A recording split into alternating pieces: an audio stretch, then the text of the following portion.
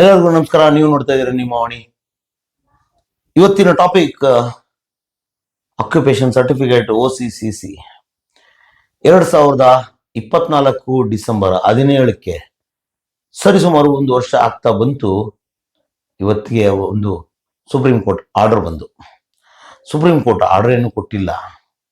Supreme court ಹೇಳಿರೋದಿಷ್ಟೇ, ನಿಮ್ಮ local authorities ಮತ್ತು ಲೋಕಲ್ ಬೈಲಾಸ್ ಅಡಿಯಲ್ಲಿ ನೀವು ಸಮರ್ಪಕವಾಗಿ ವಿದ್ಯುತ್ ಮತ್ತು ನೀರನ್ನು ಕೊಡಿ, ಅಕ್ರಮವಾಗಿದ್ರೆ ಅಂಥವಕ್ಕೆ ಕರೆಂಟು ಮತ್ತು ವಿದ್ಯುತ್ನ ಕೊಡಬೇಡಿ ಅಂತ. ಅದೊಂದೇ ಮಾನದಂಡ ಇಟ್ಕೊಂಡು ಕಳೆದ ಒಂದು ವರ್ಷದಿಂದ ಸಾರ್ವಜನಿಕರನ್ನ ಹೈರಾಣ್ ಮಾಡಾಕಿದ್ರು. ಆದರೆ ಕಳೆದ ತಿಂಗಳು ಮಹನೀಯರು, ಮಹಾತ್ಮರು, ಮಹಾಪುರುಷರು ಒಂದಿಷ್ಟು ಜನ ಮಾತಾಡಿ ಎಲ್ಲಾ ಸರ್ವ ಇಂಜಿನಿಯರ್ಸ್ ಮೀಟಿಂಗ್ಗಳನ್ನ ಮಾಡಿ ಒಂದು ನಿರ್ಧಾರಕ್ಕೆ ಬಂದ್ರು. GVBA ವ್ಯಾಪ್ತಿಯಲ್ಲಿ ಕರೆಂಟ್ನ ಕೊಡ್ಬೋದು G+2 ಇದ್ರೆ ಅಂತ, ಸ್ಟಿಲ್ +3 ಇದ್ರೆ ಅಂತ.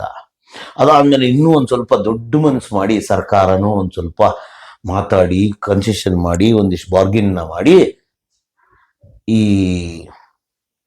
ಬೆಂಗಳೂರು ಹೊರತಾಗಿ ದೊಡ್ಡ ಮನಸ್ಸು ಮಾಡಿ GBA ಹೊರತಾಗಿ ಒಂದಿಷ್ಟು ಕರುಣೆಯನ್ನು ತೋರಿಸ್ಬಿಟ್ರಪ್ಪ ಮಹಾತ್ಮರು.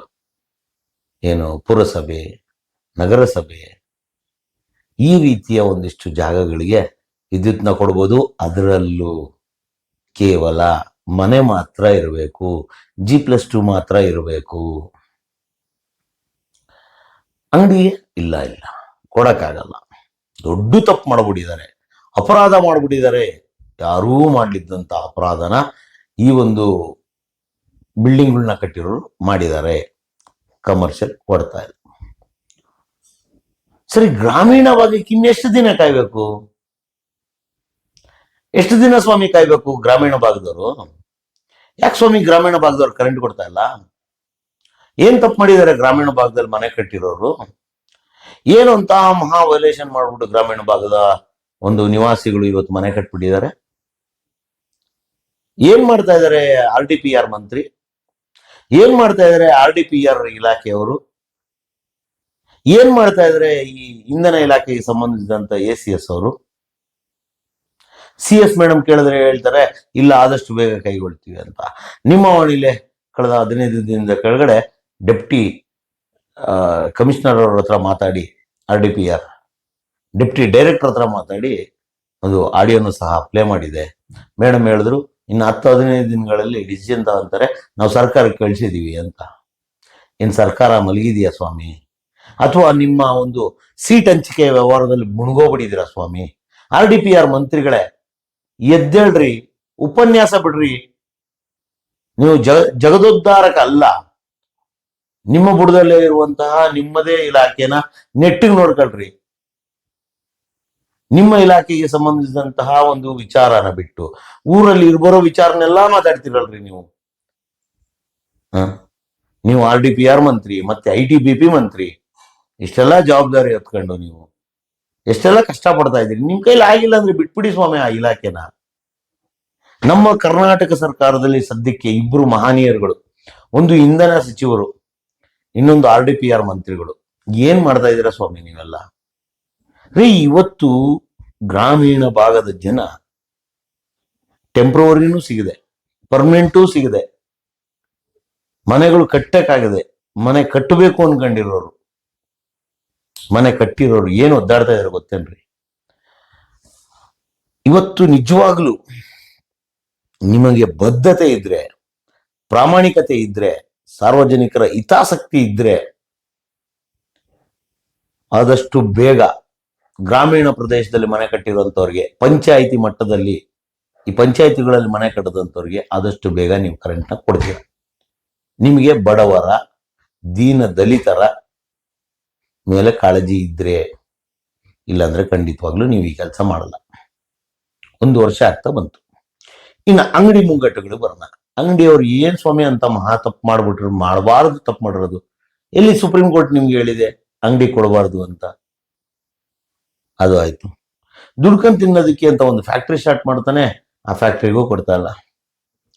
ಆಯ್ತು, 4/4/2024 ಮುಂಚೆ ಯಾವೆಲ್ಲ ದುಡ್ಡು ಕಟ್ಟಿದ್ದಾರೆ ಅದನ್ನ ಪರ್ಮನೆಂಟ್ ಕನೆಕ್ಷನ್ ಕೊಡಿ ಅಂದ್ರೆ ಅದ್ರ ಬಗ್ಗೆ ಡಿಸ್ಕಷನ್ ಇಲ್ಲ, ಮಾತಾಡ್ತಾ ಇಲ್ಲ.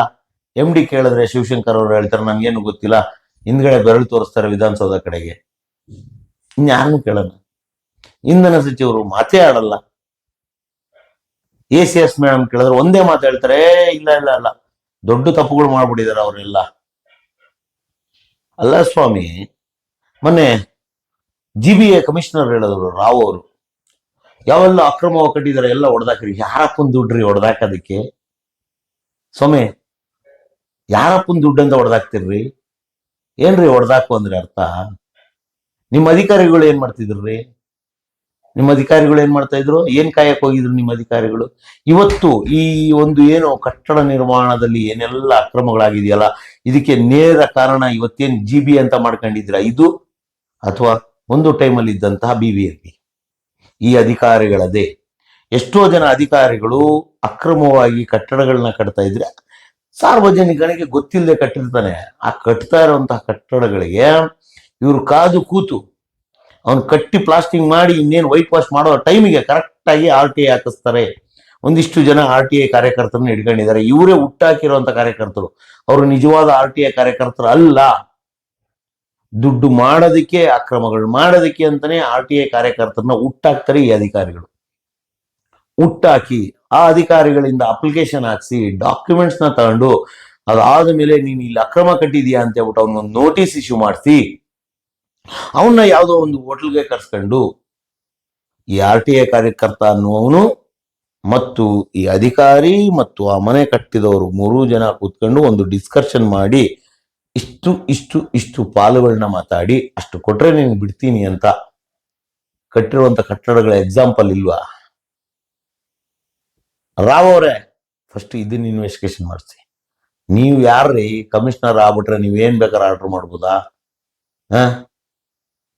ಒಬ್ಬ ಕೋಟ್ಯಾಂತರ ರೂಪಾಯಿ ದುಡ್ಡು ಹಾಕಿ ಫ್ಲೋರ್ಗಳು ಕಟ್ಟದವನಿಗೆ ನೋವು ಗೊತ್ತಿರುತ್ತೆ. ನೀವು ಹೋಗಿ ಸುತ್ತಿ ತಗೊಂಡು ಅಥವಾ JCBಗಳು ತಗೊಂಡು ಹೊಡೆದಾಕದ್ದು ತುಂಬಾ ಸುಲಭ. ಪರಿಹಾರ ಹುಡುಕಿ, ಕ್ಯಾನ್ಸರ್ಗೆ ಮರಣದಂಡನೆ ಶಿಕ್ಷೆ ಅಲ್ಲ, ಕ್ಯಾನ್ಸರ್ ಕಾಯಿಲೆನ ಕಮ್ಮಿ ಮಾಡೋದಕ್ಕೆ, ಕ್ಯಾನ್ಸರ್ ಕಾಯಿಲೆನ ಹೋಗ್ಲಾಡ್ಸೋದಕ್ಕೆ ಅದಕ್ಕೆ ಬೇಕಾದಂತ ಮದ್ದನ್ನು ಹುಡುಕಿ. ತಪ್ಪು ಮಾಡಿದಾನೆ ಅಂತ ಗೊತ್ತಾಗಿದ ತಕ್ಷಣ ನೀವು ತಗೊಂಡೋಗ್ಬಿಟ್ಟು ನೇಣಿಗೆ ಹಾಕೋದು ಎಷ್ಟು ಸರಿ ಸ್ವಾಮಿ? ಯಾವ ಸ್ವಾಮಿ ನಿಮ್ಮ ಕಾನೂನು? ಕಟ್ಟೋರ್ಗೆ ಏನ್ರಿ ಕತ್ತೆ ಕಾಯ್ತಿದ್ರೇನ್ರಿ ನಿಮ್ಮ ಅಧಿಕಾರಿಗಳು? ದನ ಕಾಯಕ್ ಹೋಗಿದ್ರೇನ್ರಿ? ಕಳೆ ಕೀಳ್ತಾ ಇದ್ರೆ ಎಲ್ಲರೂ ಕೂತ್ಕೊಂಡು ಕಳೆನ ಏನ್ ಮಾಡ್ತಾ ಇದ್ರಿ ನಿಮ್ಮ ಅಧಿಕಾರಿಗಳು? ಕಣ್ಕಾಣಿಸಲ್ವ ನಿಮ್ಗೆ? ನಿಮ್ಮ ಅಧಿಕಾರಿಗಳಿಗೆ ಮನುಷ್ಯತ್ವ ಅಲ್ಲ, ನಿಮ್ಮ ಅಧಿಕಾರಿಗಳಿಗೆ ಮಾನವೀಯತೆ ಅಲ್ವ ನಿಮ್ಮ ಅಧಿಕಾರಿಗಳಿಗೆ? ಧರ್ಮದ ಪ್ರಕಾರ ಕೆಲಸ ಮಾಡ್ಬೇಕನ್ನೋ ಪರಿಜ್ಞಾನ ಇಲ್ವಾ? ತಗೊಳ್ಳೋ ಸಂಬಳಕ್ಕೆ ನ್ಯಾಯಬದ್ಧವಾಗಿ ಕೆಲಸ ಮಾಡ್ಬೇಕನ್ನೋ ಒಂದು ಕಾಮನ್ ಸೆನ್ಸ್ ಇದ್ದಿಲ್ವಾ ನಿಮ್ಮ ಅಧಿಕಾರಿಗಳಿಗೆ? ಬಿಲ್ಡಿಂಗ್ ಕಟ್ಟೋರ್ಗು ಬಿಟ್ಬಿಟ್ಟು ನಾಟಕಗಳು ಮಾಡಿ ಇವಾಗ ಹೋಗಿ ಹೊಡ್ಸಾಕಿಸ್ತೀರಾ? ಇದಕ್ಕೆ ನಿಮ್ಗೆ ಕುಮ್ಮಕ್ಕು ಸರ್ಕಾರಗಳು ಬೇರೆನಾ? ಸಾರ್ವಜನಿಕರಂದ್ರೆ ಮೂರ್ಖನ ಕಂಡಿದ್ದೀರಾ? ಮುಂದೊಂದು ದಿನ ಭಾರಿ ಕೆಟ್ಟ ಪರಿಸ್ಥಿತಿಗೆ ಹೋಗ್ತೀರಾ. ಇವತ್ತು ನೀವು ಕರೆಂಟ್ ಕೊಡದೆ ನೀವೆಲ್ಲ ಏನ್ ಆಟ ಆಡ್ತಾ ಇದ್ದೀರಲ್ಲ ಸುಪ್ರೀಂ ಕೋರ್ಟ್ನ ಹೆಸರು ಹೇಳ್ಕೊಂಡು, ಮುಂದೊಂದು ದಿನ ಭಾರಿ ಕಡು ಕಷ್ಟಕ್ಕೆ ಹೋಗ್ತೀರಾ ನಿಜವಾಗ್ಲು. ಇವತ್ತು ಗ್ರಾಮೀಣ ಮಟ್ಟದ ಸಾರ್ವಜನಿಕರು ನೊಂದು ರೋಸಿ ಹೋಗಿದ್ದಾರೆ. ಮುಂದೊಂದು ದಿನ ಮನೆಯಲ್ಲಿರೋ ಪೊರಕೆಗಳು, ಕಡ್ಡಿಗಳು, ಕಟ್ಟಿಗೆಗಳು ಎಲ್ಲ ಹೊರಗಡೆ ಬರ್ತವೆ ಖಂಡಿತವಾಗ್ಲು. ಇವತ್ತು ಗ್ರಾಮೀಣ ಮಟ್ಟದಲ್ಲಿ ಮನೆ ಕಟ್ಟದಂತವ್ರಿಗೆ ಕರೆಂಟ್ ಕೊಡ್ತಾ ಇಲ್ಲ. ಸಿಟಿಗಳಲ್ಲಿ ಮತ್ತು ಪುರಸಭೆಗಳಲ್ಲಿ, ನಗರಸಭೆಗಳಲ್ಲಿ ಕಟ್ಟದಂತವ್ರಿಗೆ ಕಮರ್ಷಿಯಲ್ಗಳು ಕರೆಂಟ್ ಕೊಡ್ತಾ ಇಲ್ಲ. ಆಮೇಲೆ ಇನ್ನೊಂದು ದೊಡ್ಡ ಪ್ರಕರಣ ಒಂದು ಏನೆಂದ್ರೆ, ನೀವುಗಳು ಇವತ್ತು ಟೆಂಪ್ರವರಿನ ಕೊಡಿಸಿ ಆ ಟೆಂಪ್ರವರಿಗಳಿಗೆ 10,000 ರಿಂದ 15,000 ರೂಪಾಯಿವರೆಗೂ ಕರೆಂಟ್ ಬಿಲ್ಗಳನ್ನ ವಸೂಲಿ ಮಾಡ್ಕೊಂಡು ಆ ದುಡ್ಡಲ್ಲಿ ನೀವು ನಡೆಸ್ತಾ ಇದ್ದೀರಿ. ಆಮೇಲೆ ಇನ್ನೊಂದು ಪ್ರಕರಣ ಏನ್ ಗೊತ್ತಾ, ನೀವು ಮೋಸ್ಟ್ಲಿ ಕರೆಂಟ್ ಯಾಕಪ್ಪ ಕೊಡ್ತಾ ಇಲ್ಲ ಅಂದ್ರೆ, ಎರಡು ನನ್ನಲ್ಲಿ ಯೋಚನೆ ಇದೆ. ಇವತ್ತು ಒಬ್ರು ರೈತರು ಫೋನ್ ಮಾಡಿ ಹೇಳಿದ್ರು, ಸರ್ ಇದೇ ನಡೀತಾ ಇರೋದು ನೋಡಿ ಸರ್ ಅಂತ. ಅದ್ಭುತವಾದ ಪಾಯಿಂಟ್ ಅದು. 2 ಪಾಯಿಂಟ್ ಏನಪ್ಪಾ ಅಂದ್ರೆ, ಒಂದು, ಮುಂಬರುವಂತಹ ಚುನಾವಣೆಗೆ ಒಂದು ಅಜೆಂಡಾ ಮಾಡ್ಕೊಂಡು ಇಟ್ಕೊಂಡಿದ್ದೀರ ಸರ್ಕಾರದವರು. ಏನಪ್ಪಾ ಅಂದ್ರೆ, ನೀನು ಚುನಾವಣೆ ಟೈಮಿಗೆ ಕರೆಕ್ಟ್ ಆಗಿ ಕರೆಂಟ್ ಕೊಟ್ರೆ ಜನ ಅಬಾಬಾ DK ಶಿವಕುಮಾರ್ ಸಾಹೇಬ್ರು ಎಂತ ಒಳ್ಳೆ ಕೆಲಸ ಮಾಡ್ಬಿಟ್ರು, ಕರೆಂಟ್ ನ ಕೊಟ್ಬಿಟ್ರು ನಮಗೆ ಅಂತ ನಿಮ್ಗೆ ಓಟ್ ಗುತ್ತಾರೆ ಅಂತ ಒಂದು ಭಾವನೆ.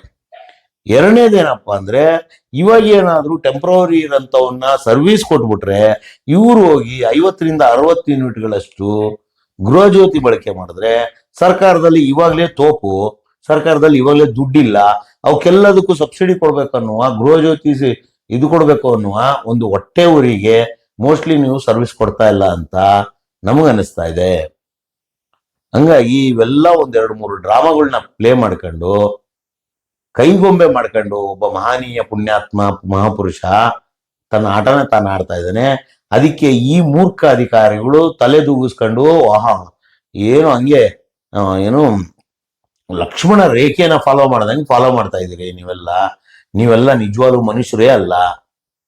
ನೀವೆಲ್ಲ ಹೊಟ್ಟೆಗೆ ರೊಟ್ಟಿ ಅನ್ನ ತಿಂತಿರೋ, ಅದನ್ನ ಬಿಟ್ಟು ಬೇರೆ ಇನ್ನೇನಾದ್ರು ತಿಂತಿರೋ ನನ್ಗೆ ಗೊತ್ತಿಲ್ಲ. ಇವತ್ತು ಸಾರ್ವಜನಿಕರಿಗೆ ಮಾತ್ರ ನೀವು ಅಸಂವಿಧಾನಿಕವಾಗಿ ಮರಣದಂಡನೆ ಶಿಕ್ಷೆಯನ್ನ ಕೊಡ್ತಾ ಇದ್ದೀರಿ. ಜನ ನಮ್ಮ ಕನ್ನಡಿಗರು ತುಂಬಾ ಒಳ್ಳೆಯವರು, ಎಲ್ಲಿವರೆಗೂ ಒಳ್ಳೆಯವರು ಅಲ್ಲಿವರೆಗೂ ಒಳ್ಳೆಯವರು. ಮುಂದೊಂದು ದಿನ ಮಾರಿ ಹಬ್ಬ ಮಾಡಕ್ ಶುರು ಮಾಡ್ಕೊಂಡ್ರು ಅಂದ್ರೆ ಅದು ಯಾವ ರೀತಿಯಾಗಿ ಮಾಡ್ತಾರೆ ಅನ್ನೋದು ನಿಮ್ಮ ಒಂದು ಇತಿಮಿತಿಗೂ ಸಿಗ್ಲಿದ್ದಷ್ಟು ಮಟ್ಟಕ್ಕೆ ಹೋಗುತ್ತೆ. ನೋಡ್ತಾ ಇರ್ರಿ ನೀವು, ನಿಜವಾಗ್ಲೂ ಹೇಳ್ತಾ ಇದ್ದೀನಿ.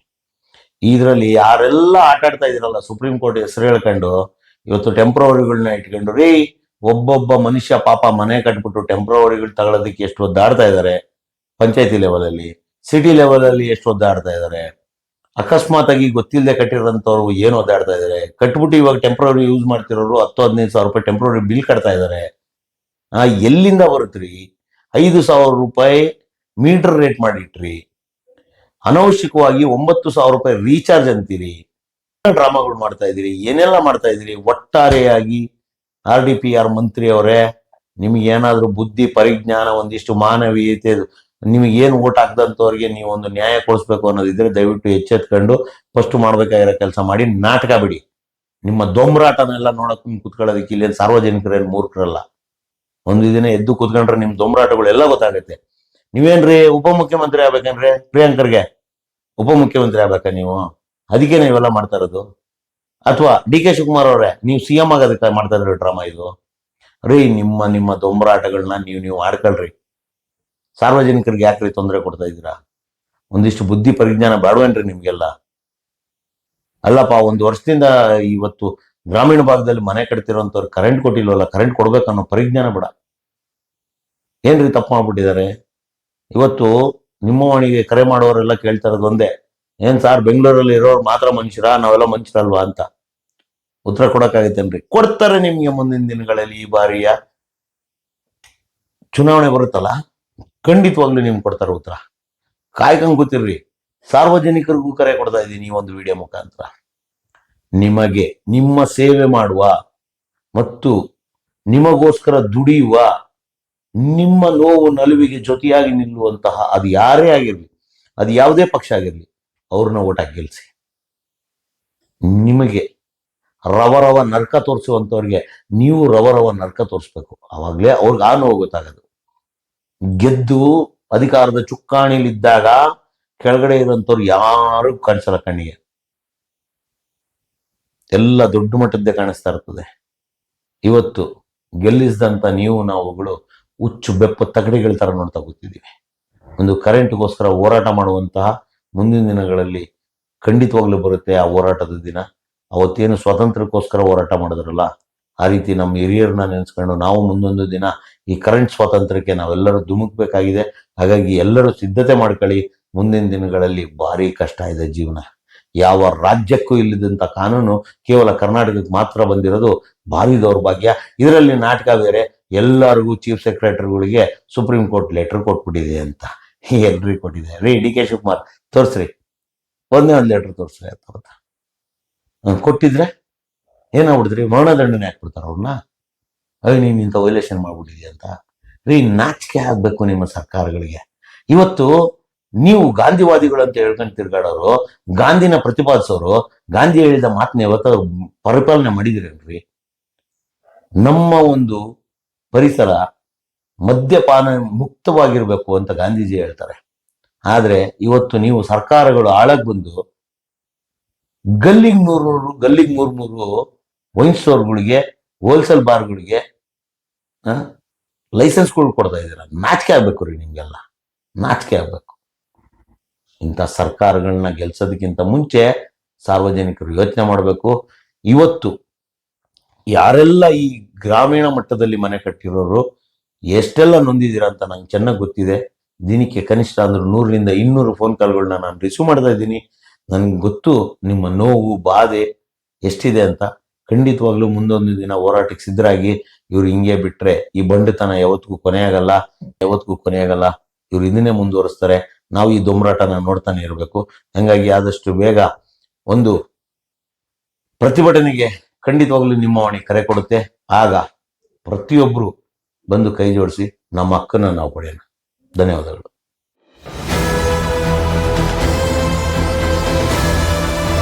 ನಿಮ್ಮ ವಾಣಿ, ಇದು ಕನ್ನಡಿಗನ ಧ್ವನಿ.